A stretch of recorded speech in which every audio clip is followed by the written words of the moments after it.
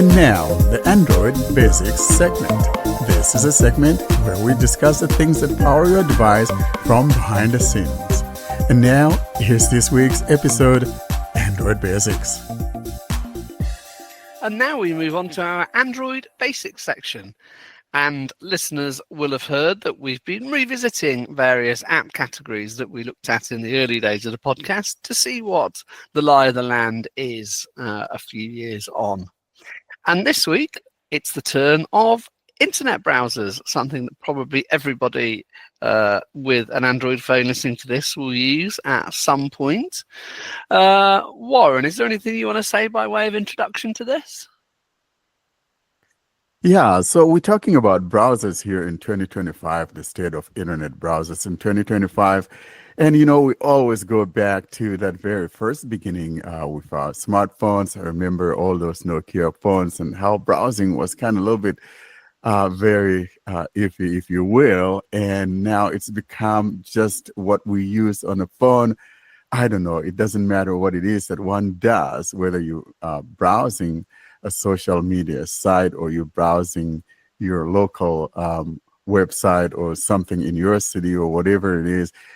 Basically, the phone has become our computers. People do everything on it. And talking about people doing everything on it, I had a very funny story that I want to tell you guys. So I woke up, I think Tuesday, and usually my wife and my daughter are gone before I do. And I jumped into the shower. I turned on the water and nothing happened, not a drop. And I'm like, I cursed under my breath. And I'm like, what is going on? And I thought for a while, maybe something awful has happened in my little city and water got turned off or whatever the case was. So I ran over to my neighbor's house and he's got water. And so I'm like, I'm jumping in here to shower real quick. And then when I was done, I called the city and I was told that we were, 4 months behind. And, Julia, my wife, she's the one that takes care of that water bill. And she thought that she had set it on an auto pay because usually all they do is either take a check or cash. I can't even use my debit card even if I call them. So I got my phone and I was in the car and I was able to get that payment sent in. And I realized that, yeah, indeed, Julia didn't get it right. The website is very bad, but it was actually better on my mobile browser than it was on the computer. So the browser is something that is here to stay with us. And so it all boils down to what one likes. We have several different browsers. The one that I use the most for some funny reason, however, is the Chrome, but Chrome is very notorious. You guys all know that a lot of times, say you're reading something, and I find it very annoying. You do that continuous read, and it's reading along, and somehow it jumps back up the top. I thought that thing was gone, but it's never gone. And so I, as a result of that, have several different browsers that I use when I'm trying to read articles, for example. Even that simplified reading in Chrome, I don't know. Does it work for you guys? When I invoke that, it seems like it never reads the complete or the whole complete thing is rendered to me. I don't know. It's kind of like it's not always the whole article, because when I view it in a different browser, for example, and I have that complete article, so that simplified or simple view is not even that good. John, how about you? I know you use that reading mode. Reading mode is very good, but have you tried that simplified or simple view and seeing a complete, rendering of the text? I don't know.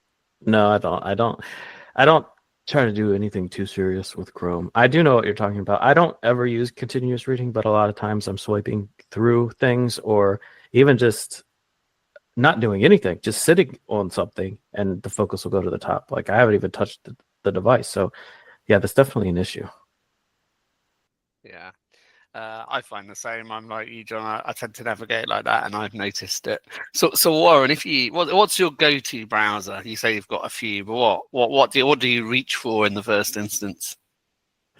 Yeah, so I have a few of them. Sometimes I use DuckDuckGo, and other times I use Vivaldi. It's something that we demonstrated. Actually, we demonstrated both DuckDuckGo and Vivaldi. And then, of course, that Kiwi. I haven't used that Kiwi in a long time, but I thought that Kiwi just died. Was it this week that the news came out that Kiwi was dying on the vine? And of course, I do have Firefox as well. And the other good browser, though, is the Samsung Internet browser. I use that also now and then, as well as the Microsoft Edge. So those are some of the browsers that I use. I used to have a bunch of them, but I've trimmed them down. And just in memory of Austin, I kept my Tor browser just because. Nice. I like DuckDuckGo. All I'll say about it, the one slightly annoying thing is there are two controls with identical names which open up different menus, which is very annoying. So you have to remember which one is in the first browser menu and which one's in the second browser menu when you're looking for options. But I do like it. And another thing that I like about the DuckDuckGo is that app protection, where you could actually basically remove ads, from apps. So, for example, if you have an app that's kind of pumping ads when you're trying to use it, for example, you could add that to DuckDuckGo, and it'll block that. I think I demonstrated that earlier on. And of course, if you find out that it's having problems because of that, you could always revert it. So it's like a little cheating game here, if you will, trying to block out, ads from apps that's kind of you haven't subscribed to a model, for example. These days we have all those subscriptions, $4 a month or, $69, a year, all of those things. So in cases of that, I could just use the DuckDuckGo, the ad blockage, and I have a nice app if it works. Yeah, very useful feature. John, what's your go-to browser? So unlike Warren, I'll actually give you an answer rather than listing all the browsers I know of. So it's Samsung Internet, believe it or not. And just to be clear, before anyone tunes out, you don't have to have a Samsung phone to use it. It is in the Play Store. You can download it. There's a couple of features that you only get on Samsung devices. For example, like the AI stuff, like if you want a web page summary or if you want it to read it aloud to you, that sort of thing, you need a Samsung phone. But, even on other devices, I still use it as my main browser because it's so customizable. So a couple things that I like are, the first thing is it uses dark mode. Well, actually, I should say this. It respects the system setting for dark mode. So if you have dark mode enabled, all websites will just be dark mode. Like it's nothing you have to turn on. It's no setting you have to change. It just will be, like with Chrome, you have to go to the Chrome flags page and enable a flag to force everything to be dark. On other browsers like Firefox, you have to actually install an extension to make everything dark. This just does it. If you have your phone set to dark mode, it will go to dark mode. If your phone's set to light mode, it will be light mode. And there's the toggle switch in the toolbar or in the tools menu to either to turn it on or off if you don't like how it is by default. So that's one thing I really like about it. I mentioned the customization. So you can customize things like whether you want the address bar to be at the top of the screen or at the bottom of the screen, whether or not you want a tab bar to actually have your tabs always shown below the address bar, a bookmark bar to always have your bookmarks shown below the address bar. Those are things you can turn on. The actual toolbar is completely customizable. So I think by default it has like the back button, the forward button, refresh, and all that sort of thing. You can put any button that you can put in your menu. You can actually move down to there. So like, for example, if you want a toggle button for like desktop mode or browse or mobile mode, like if you want to be able to switch between which version of a website you're using just from your toolbar, you can put any of those kind of buttons there. And again, the toolbar, it's the tools menu, I should say, that opens is like a grid of buttons that's completely customizable. You can put which features you want in there and you can rearrange them. Another feature that it has that I think would be useful for us is background play. So if you turn this on in settings and you're on YouTube or something, you can leave the browser and still listen to a YouTube video. You could turn off your screen and still listen to the YouTube video and just have it play in the background, which is obviously something you can't do in the YouTube app unless you have YouTube Premium. So, I mean, it's just little things like that that just add up to a great experience. I can say it's complete. Well, I never want to say completely, but I haven't found any accessibility issues with it. It works great. And a lot of times the actual websites just have less issues than, Chrome. Like if I'm doing something in Chrome and I'm struggling with it, a lot of times, obviously not always, but a lot of times I'll open Samsung Internet and I won't have the same problem. Sometimes I will, but sometimes I won't. It also has the ability to, just like Chrome does, the ability to install apps to the home screen, so that like if you have favorite websites that you want to just pin to your home screen, it will pin them there, and when you open it, it will actually open it in its own instance. It won't just open a tab in Samsung Internet, so you can sort of keep it sandboxed, have its own experience that's treated as its own app on the recent screen instead of having to deal with just opening another tab. So yeah, it's a great browser with a lot of good features and a lot of customization. I love it. Nice. And do you know if you can have it auto close all the tabs on exit, so you don't wind up in a situation where you've got like 976 tabs like Chrome? I don't know. I don't know off the top of my head, but yeah, that is something that used to bother me in Chrome, and now I'm just that guy with 100 tabs open, and I just never close them. I thought it used to let you do that, but it doesn't seem to anymore. It won't auto close on exit. Obviously, you can go and like select them all and close them, which is just a bit boring. You can do it. It's just a couple steps you have to go through. But I remember it was a long time ago, like years and years ago. I used to have it set to do that.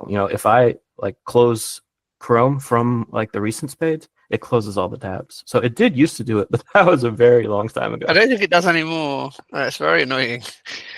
Karine, what browser do you use? So actually, currently I'm using Firefox. I think it didn't leave my device for long. Actually, it was on my device since a long time ago. I was using Firefox. I think you remember the days when Firefox was the first browser which enabled the ability to navigate by headings or links. Do you remember this swiping with 3 fingers thing? It was actually before TalkBack implemented the navigation types or the reading controls, web reading controls. So it was something that I liked about Firefox, and I kept praising Firefox for caring about accessibility. Actually, unfortunately, this wasn't the case through several years. I think there were times when Firefox was completely inaccessible. So, but then it became better, sort of better. So after Kiwi is no more, and okay, I use Chrome, but I don't want to deal with the ads all the time, and I don't want to have the issue that already you guys talked about, the focus jumps. So for this reason, I decided to. That was already on my device, but I decided to give it another try, and actually it's good. It works well. It's possible to use extensions. So you use an add-on that blocks ads, for example, and it works well.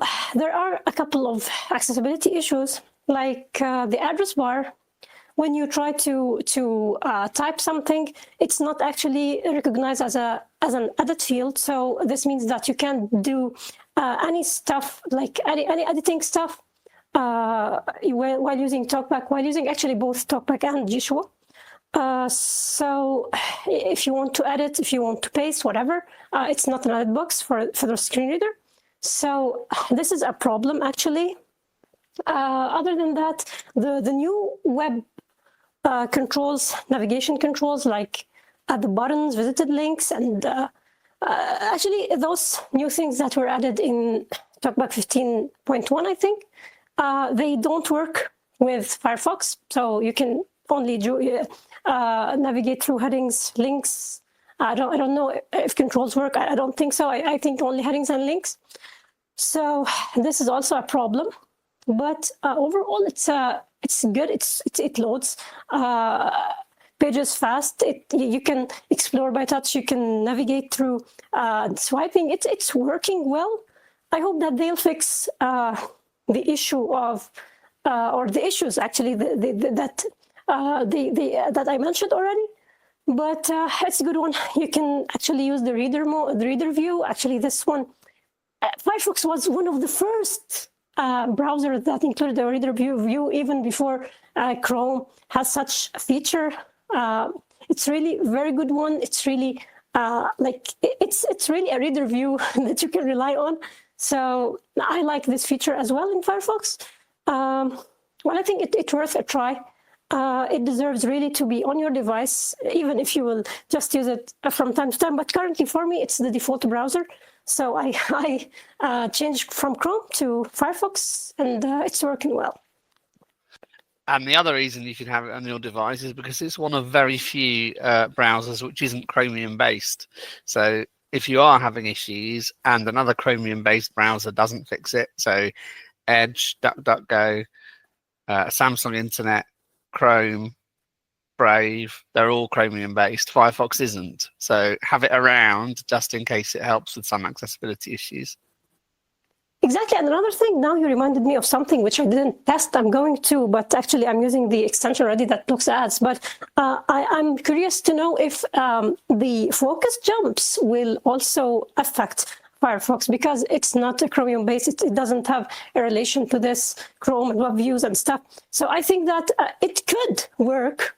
I'm unsure, but if someone gives it a try, okay, you will just need to swipe through the ads, but it's good to be able to at least not have these focus jumps, which are so much annoying, and they really ruin the experience. Yeah, my guess would be that is a web view problem. I mean, these things usually are web view problems, and obviously Firefox doesn't use web views, which I think is the same reason why it doesn't work with these web controls from TalkBack. So yeah, my guess would be that it should not have the same focus issues. Talking about something you mentioned earlier, John, that background play of YouTube videos, or any video for that matter, with the Samsung Internet browser. I really like that feature, and it seems like just about all of them except Google Chrome, of course, have that feature. And it's one of those reasons why I also like using those other browsers outside of Chrome, even though Chrome is my default. But when I'm trying to, watch something and I don't want my screen on, I have to use one of those browsers. So yeah, nice that you mentioned that. And Sally, how about you? What's your preferred browser?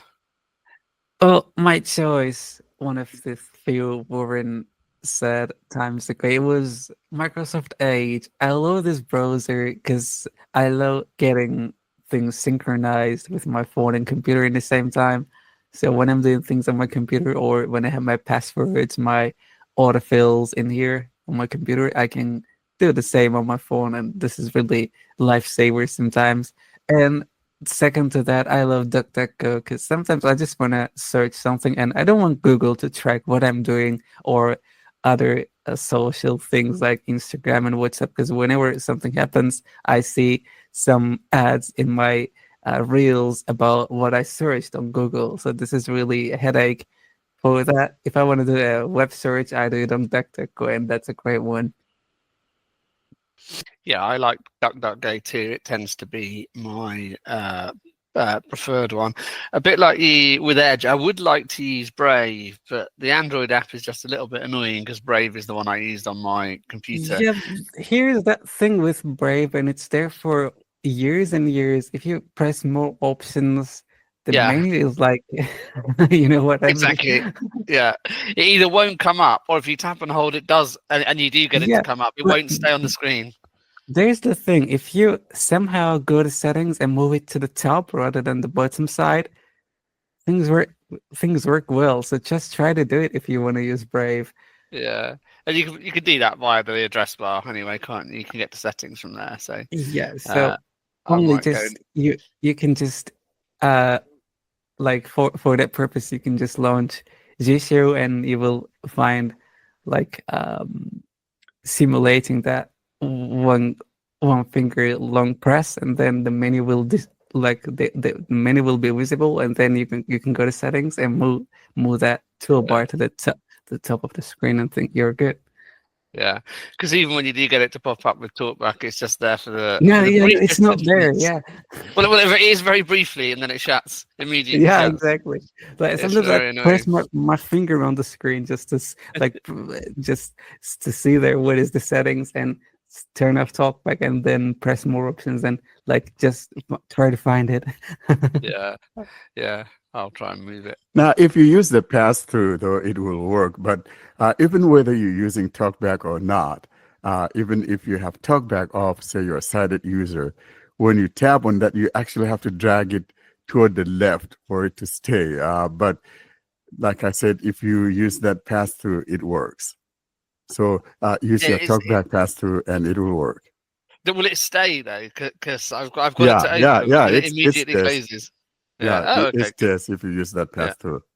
Yeah, I'll do that and give that a whirl too. But yeah, I like DuckDuckGo. I quite like Brave. Apart from that issue, I mean, interesting you use Edge. I know, wandering off the point a little bit, because on Windows, Edge is really chatty, isn't it? Like, it keeps telling me things are loading, and when they finish loading, it's like, I don't want to know. Really, I want you to stop doing that. Yeah, no, I think when I use Edge, I use it on my mobile, not on my computer. On my computer, though, I think I only have two, Firefox and Chrome. That's it. I still have Edge on my computer. I know it's kind of talking too much, just like in other some kind of people, but it's okay. I use Samsung Internet on my computer. Yeah. Is there a Windows app? No, I'm just kidding, but I think there is. There might be. Like, I think they might actually have one in the Windows Store. Now, I don't know if you have to have a Samsung computer to use it or not, but I remember seeing something about it being on for Windows, so it's possible. Yeah, maybe they have it now, but I know they didn't, and that's kind of odd, given the fact that they actually have laptops. So it would make sense for them to bring it to Windows. And maybe they're not making noise about it. It's probably out there, but we're not aware of it. And I'll have to look to see if there's finally a Samsung Internet browser for the computer. But it won't be accessible because do they have any Windows software which is accessible actually? That is a good point. Like, that's why I got rid of my. That's why I got Thank rid you, of my Karen. Samsung computer, because it's just so hard. Like, just even updating the apps was a pain in the butt. I felt like I was having to figure it out every time. You know those apps that are just I don't even want to call it accessible, but they're just usable enough that if you fumble your way through it, you could figure it out. But you have to figure it out every time you use it. Like, that's how bad it is. Yeah. I mean, the Samsung websites are just a pain in my never to be humble opinion. The shops. John knows how to use those things. I just never could, It's just Yeah, I could. bad. I buy things on there so often that I could do it with TalkBack off. I just know where to touch on the website. Yeah, I don't know. It took me over an hour to get my S25 Ultra order done. It's ridiculous.